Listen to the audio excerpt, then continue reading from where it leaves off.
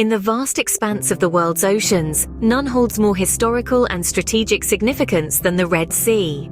This shimmering body of water, bridging the gap between Africa and Asia, serves as a crucial trade corridor for the globe, with over 10% of all seaborne cargo passing through its waters annually.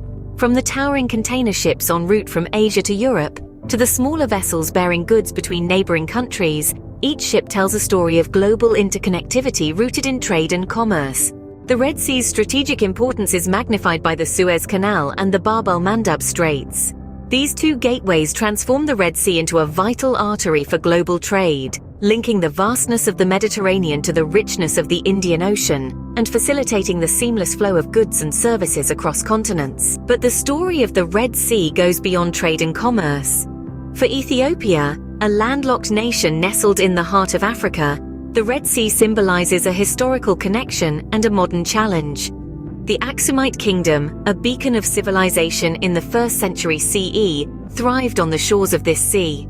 Its bustling ports of Adulis and Massawa formed a maritime lifeline, connecting it to the world beyond its borders. Yet the tides of history, marked by Italy's colonization of Eritrea in the late 19th century, and the subsequent incorporation of Eritrea into Italian East Africa in the 1930s, severed Ethiopia's direct access to the Red Sea. Even after Eritrea's hard-fought independence in 1993, Ethiopia's landlocked status crystallized into a sobering geopolitical reality. Today, this reality weighs heavily on Ethiopia's economic prospects.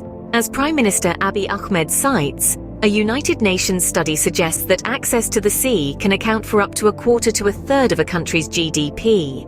For a nation with a rapidly expanding population and economy, the stakes couldn't be higher.